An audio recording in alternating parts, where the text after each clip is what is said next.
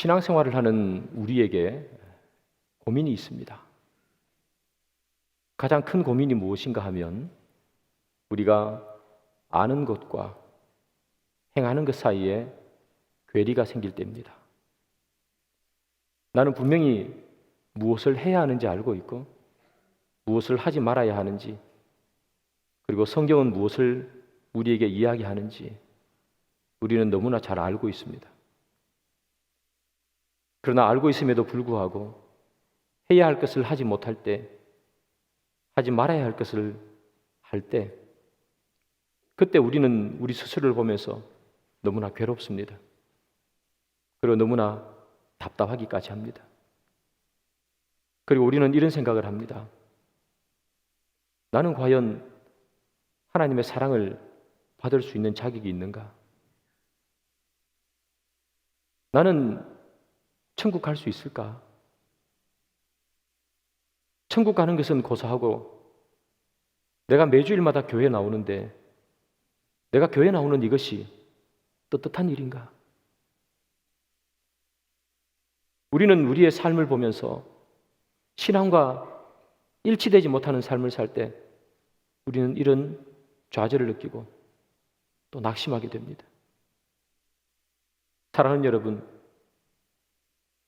우리가 이런 모양으로 살고 있는데 교회에 나올 수 있겠습니까?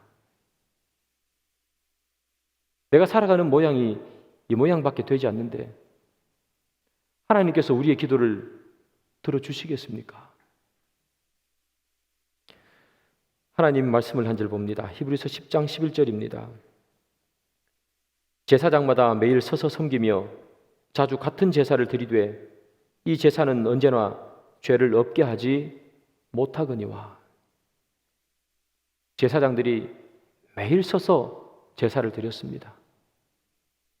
얼마나 많은 제사장이 제사를 드렸겠습니까? 그 제사가 수백 년 이어왔지 않겠습니까? 수만 번, 아니 수억 번 제사를 드렸습니다. 제사장이 매일같이 제물을 주님 앞에 드리며 제사를 드렸습니다. 그런데 무엇이라고 얘기합니까? 죄를 없게 하지 못하거니와. 수많이 제사를 드렸는데 내 죄의 핏방울 하나 깨끗하게 해결하지 못했다는 거죠. 사랑하는 여러분, 우리는 얼마나 많이 예배를 드립니까? 우리가 주님 앞에 드린 예배를 헤아려 보면 수없이 많습니다.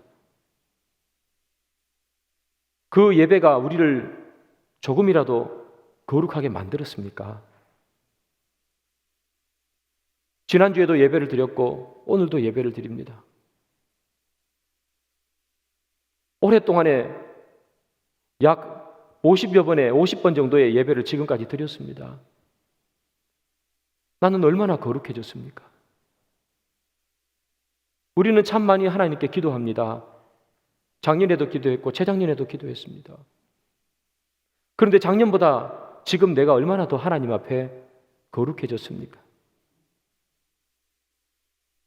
제사장이 매일같이 하나님 앞에 제사를 드렸지만 단 하나도 우리를 거룩하게 만들지 못했던 것처럼 우리를 살펴보면 참 많이 예배를 드리고 참 많이 기도하지만 그 예배와 기도가 나를 깨끗하게 하지 못하고 나를 거룩하게 하지 못하고 여전히 나의 모습은 죄 안에서 굴러가는 모습을 바라보게 됩니다. 사랑하는 여러분, 우리는 도대체 그러면 어디에서 소망을 얻을 수 있습니까? 내 삶을 봐도 올바로 살지 못하고 예배를 드려도 그 예배가 나를 거룩하게 하지 못한다면 나는 도대체 어디에서 희망과 어디에서 소망을 얻을 수 있단 말입니까? C.S. 루이스라는 분이 이렇게 말했습니다. 나에게 선이 없음을 알아 좌절하고 절망할 때 비로소 복음이 시작된다. 아무리 나를 쳐다봐도 아무리 예배를 드려도 아무리 기도를 해도 조금도 하나님 앞에 나아가지 못하는 나를 발견할 때, 그것을 인정할 때, 그때 비로소 복음은 작동되는 거예요. 복음이 어떻게 작동될까요? 히브리서 10장 12절을 봅니다. 오직 그리스도는 죄를 위하여 한 영원한 제사를 드리고 하나님 우편에 앉으사. 제사장이 매일마다 서서 제사를 드렸습니다. 많은 제물을 드렸습니다. 그러나 그 제사가 단 한 번도 우리의 죄를 깨끗하게 하지 못했습니다. 그러나 예수님께서 십자가에서 단 한 번 드린 그 제사가 우리를 깨끗하게 했습니다. 우리가 하나님 앞에 수많이 예배를 드리지만, 우리가 하나님 앞에 수많이 기도하지만, 나의 하나님께 드린 예배와 내가 주님 앞에 드렸던 그 기도가 나를 깨끗하게 하지 못하지만, 단 한 번 십자가에 달려 돌아가신 그 예수님의 피가 우리를 깨끗하게 한 것입니다. 그래서 오늘 본문은 이렇게 얘기합니다. 히브리서 10장 19절이죠. 그러므로 형제들아, 우리가 예수의 피를 힘입어 성소에 들어갈 담력을 얻었나니. 예수님께서 단 한 번의 제사로 우리를 깨끗게 했습니다. 제사장들이 수천 번, 수만 번 제사를 드렸음에도 불구하고 우리의 핏방울 하나 깨끗하게 하지 못했지만, 예수님께서 단 한 번 드린 제사로 우리의 핏방울 하나도 남김없이 깨끗하게 했습니다. 그러므로 이렇게 얘기합니다.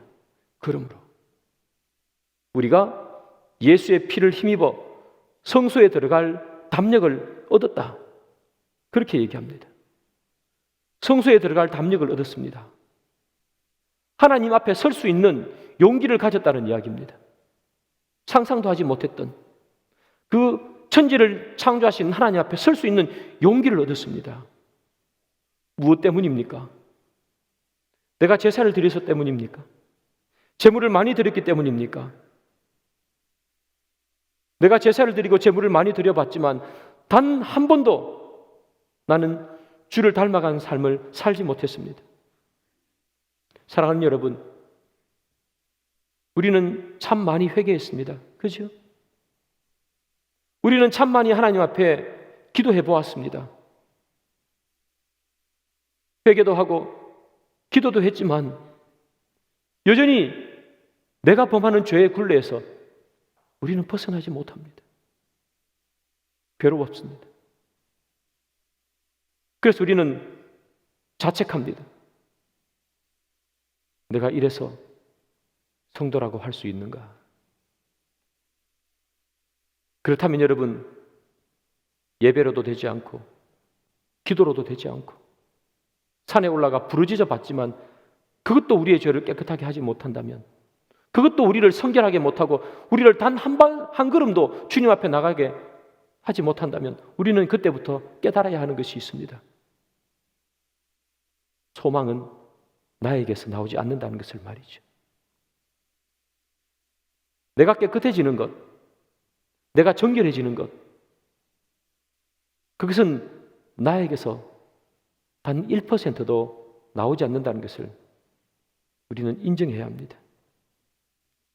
예배를 더 많이 드린다고 우리가 더 나아지겠습니까? 내년 이맘때면 지금보다 52번을 더 예배를 드렸을 것입니다. 그러면 우리는 더 나아졌겠습니까?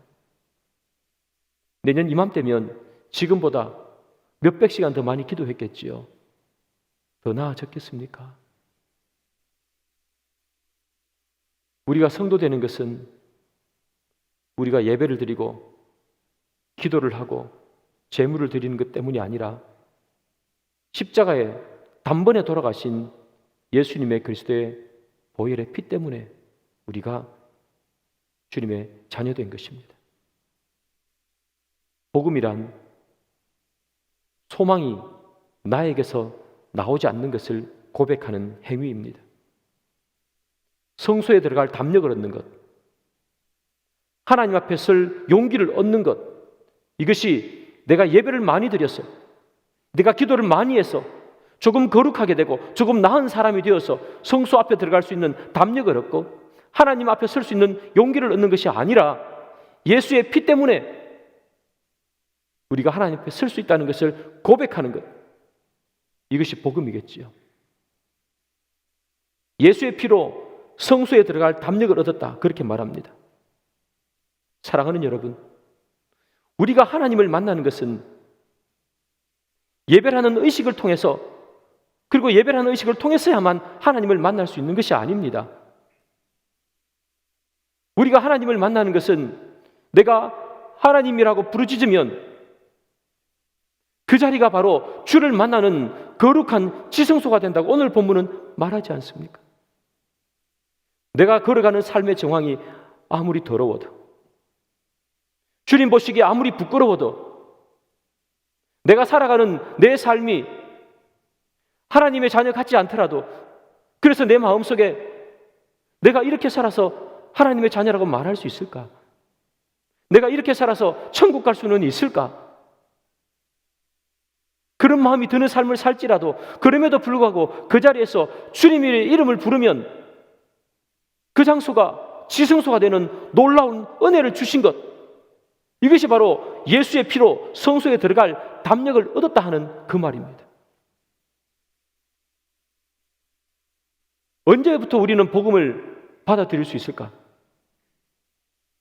예배를 통해서도 아니고 기도를 통해서도 아닌 예수의 보혈의 피 때문에, 그것이 감사해서 내가 아버지라고 부르는 그 순간 내 삶이 지성소가 되는 그것을 느낄 때 우리는 비로소 하나님의 사람이 되는 것이고, 우리는 비로소 그때 주의 자녀가 되는 것입니다. 사랑하는 여러분, 우리는 왜 예배를 드리고 있습니까? 예배를 드려야만 하나님 우리를 만나 주십니까? 예배라는 의식을 통해서만이 하나님이 우리를 만나십니까? 하나님께서는 예배 받으시기를 좋아하시는 분이십니다. 그러나 우리가 예배를 드리는 이 행위를 통해서 하나님을 만나기 이전에 우리는 이 예배를 통해서 무엇을 해야 하는가 하면, 정말 부족한 나, 아무리 찾아봐도 천국 갈 수 없을 것 같은 나, 하나님께서 나를 보면 포기할 수밖에 없을 것 같은 나를 이름만 불러주면 주님을 만날 수 있는 귀한 사람으로 만들어주신 것, 그것이 감사하고 그것이 은혜로워서 드리는 것, 이것이 바로 예배인 것이죠. 그래서 이 놀라운 은혜를 알아 주님 앞에 예배드리는 사람들을 우리는 무엇이라 부르는가? 그것을 성도라고 부릅니다. 성도라는 말은 거룩한 무리라는 말입니다. 거룩한 자라는 뜻입니다. 우리가 거룩해서 거룩한 자가 아니라 예수님 때문에 거룩하게 된 자를 성도라고 부릅니다. 그래서 우리는 때로는 우리의 삶과 신앙이 일치하지 못해서 좌절하고 답답하고, 때로는 하나님 앞에 내가 도대체 무엇을 하는 사람인지 모르겠습니다, 천국 갈 수 있을지 난 모르겠습니다라고 주님 앞에 한탄을 하지만, 그러나 성도란 그 한탄 가운데서 좌절하는 자가 아니라 나에게서 희망이 없음을 발견하고 오히려 내 자리에서 주를 불러 그 자리를 지성소로, 거룩한 장소로 만들어가는 자들, 그 자들이 성도인 것입니다. 주님께서는 이것을 복음이라고 우리에게 말씀해 주십니다. 사랑하는 여러분, 히브리서 기자는 이 은혜를 간직한 자, 비록 세상에서는 죄를 짓고 살아가는, 더러운 땅에 발을 짚고 살아가는 우리들이지만, 그러나 담대히 주의 이름을 불러 주님 앞에 나갈 수 있는 담력을 가진 성도들, 이 성도들이 그 은혜를 어떻게 유지할 수 있고 그 은혜를 어떻게 풍성하게 만들어갈 수 있는지를 오늘 본문에서 우리에게 말해줍니다. 히브리서 10장 23절부터 25절입니다. 또 약속하신 이는 미쁘시니 우리가 믿는 도리의 소망을 움직이지 말며 굳게 잡고 서로 돌아보아 사랑과 선행을 격려하며 모이기를 피하는 어떤 사람들의 습관과 같이 하지 말고 오직 권하여 그날이 가까움을 볼수록 더욱 그리하자. 어떻게 하면 부족한 우리지만 하나님의 이름을 불러 그 앞에 설 수 있는 담력을 가진 것에 대해서 잊지 않고 그 은혜를 간직하면서 더 풍성하게 만들어가면서 지낼 수 있을까? 방금 오늘 본문에서는 세 가지를 이야기합니다. 첫 번째는 뭐라고 얘기합니까? 소망을 굳게 잡고 그렇게 말합니다. 소망을 굳게 잡으라고 얘기합니다. 이 소망이 무엇입니까? 여기서 말하는 소망은 나에게서 나온 소망이 아닙니다. 내가 예배를 열심히 드려야지. 내가 기도를 열심히 해야지. 그래서 더 나은 사람이 되어야지. 그래서 나의 예배와 나의 기도를 통해서 더 나은 사람 되기를 소망하는 소망이 아니라 그곳에서 단 하나도 나를 더 나은 사람 만들게 하지 못하기에 주의 이름을 부르는, 그래서 주의 이름을 부르기만 하면 하나님 앞에 설 수 있는 그 소망을 말하는 거죠. 그 소망을 굳게 잡으라고 얘기합니다. 굳게 잡으라는 이야기는 놓지 말라는 이야기입니다. 어떠한 상황 가운데서도 절대로 놓지 말라고 얘기하는 것입니다. 또 어떻게 하면 성도들이 은혜를 누릴 수 있을까? 사랑과 선행을 격려하라고 그렇게 이야기합니다. 사랑과 선행을 격려하랍니다. 하나님께 나아갈 수 있는 담력을 얻은 이 은혜를 어떻게 하면 간직할 수 있을까? 사랑과 선행을 격려하는 것입니다. 성도가 서로 위로해주고 서로 격려해주고 서로 손잡아주고 힘들 때 함께 힘들어해주고 기쁠 때 함께 기뻐해주는 것, 이것을 통해서 주님께 나아갈 담력을 얻은 이 은혜를 간직할 수 있다고 말합니다. 그런데 사랑하는 여러분, 소망을 굳게 잡아라, 사랑과 선행을 격려하라고 말했습니다. 그러면 어떻게 소망을 굳게 잡을 수 있습니까? 어떻게 사랑과 선행을 격려할 수 있습니까? 오늘 본문은 우리에게 이렇게 이야기합니다. 모이기를 패하는 어떤 사람들의 습관과 같이 하지 말고 오직 권하여 그날이 가까울수록 더욱 그리하자. 우리가 하나님 앞에 나갈 수 있는 담력을 얻은 것, 그리고 우리가 사랑과 선행으로 서로 격려하는 것, 어떻게 할 수 있는가? 모이기를 패하는 어떤 자들의 습관과 같이 하지 말고. 무슨 말이겠습니까? 모이라는 말입니다. 모이라고 이야기합니다. 모일 때 소망을 굳게 잡을 수 있습니다. 모이지 않으면 굳게 잡았던 손조차 놓게 됩니다. 우리는 이것을 코로나19를 통해서 뼈저리게 느꼈습니다. 예전에 가득 찼던 이 자리가 비어 있습니다. 왜 비어 있을까요?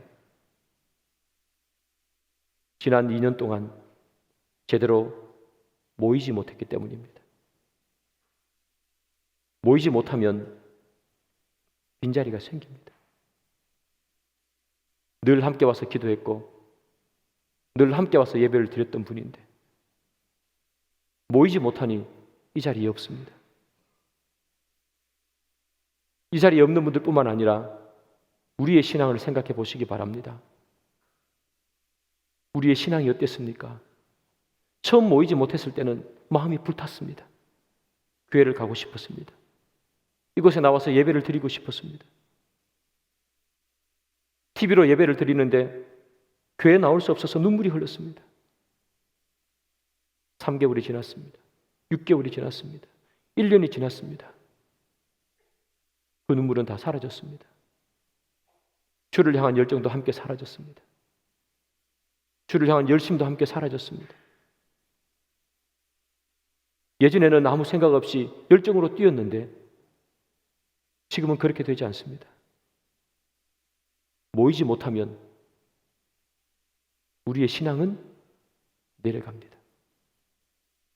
왜 모이기를 패하는 어떤 자들의 습관과 같이 하지 말고 주님이 오실 때 더욱 모이라고 이야기합니까?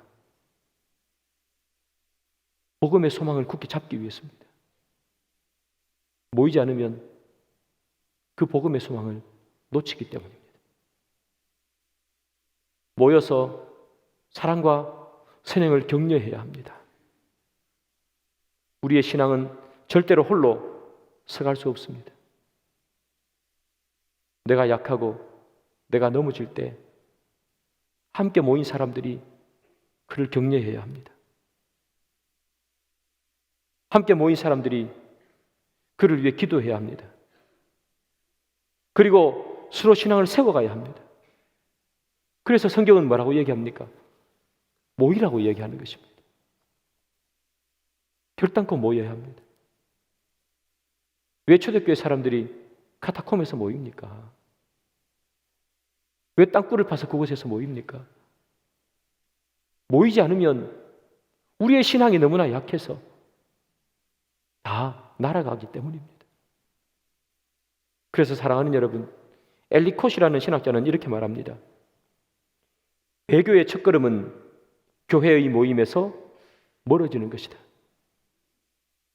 배교의 첫걸음, 신앙을 던져버리는 첫걸음은 어디에서부터 시작한다고 말합니까? 교회 모임에서 멀어질 때부터 시작된다는 것입니다. 그래서 성경은 늘 모이라고 얘기하고 늘 교회를 설명할 때 무리를 설명합니다. 그래서 우리가 봤던 이 에베소서에 뭐라고 얘기합니까? 교회를 말할 때 이렇게 말합니다. 연결하여 성전이 되어가고, 연결하는 겁니다. 함께 모일 때 성전이 되어간다고 성경은 말합니다. 사랑하는 여러분, 여러분들이 예수께서 우리를 위해서 돌아가셨다는 것, 그것을 굳게 잡고 있지요.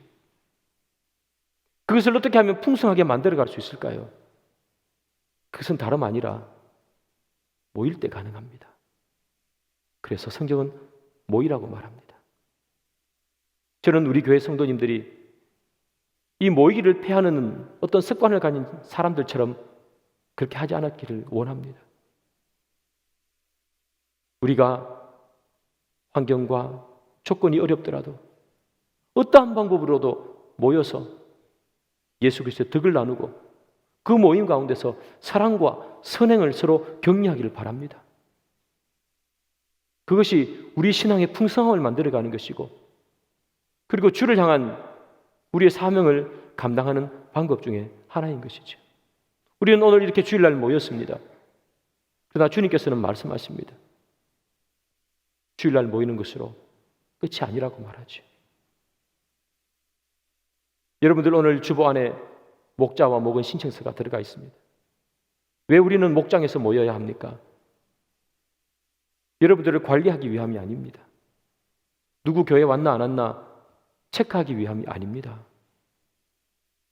모이기를 패하는 순간 우리의 신앙은 약해집니다. 코로나19를 통해서 확인했습니다. 모이면 모일수록 우리의 신앙은 더욱더 살을 붙여갑니다. 세상에서 아무리 힘들어도 함께 모여 나를 위해 기도해 주는 사람이 있다면 우리의 신앙은 절대로 좌절하지 않습니다. 그러나 모이지 못하면, 모여 함께 주를 찬양하지 못하면 세상이 주는 자그마한 시험도 우리를 주님을 떠나게 만들어 버리는 것이겠죠. 그래서 사랑하는 여러분, 여기 계신 우리 모든 성역교회 성도님들은 주님께서 마음의 거룩한 부담을 주시거든 목자로 헌신하셔야 합니다. 그리고 주님께서 주시는 은혜가 있다면 목원으로서 사역해야 합니다. 그것은 우리 교회 목장이 많이 모인다, 그것을 뽐내기 위함이 아니라 우리의 신앙을 이어가고 우리의 신앙을 풍성하게 만들며 우리의 삶을 주님 앞에 온전히 드리기 위함입니다. 사랑하는 여러분, 모인다는 것은 주의 명령입니다. 모이지 않으면 교회가 아닙니다.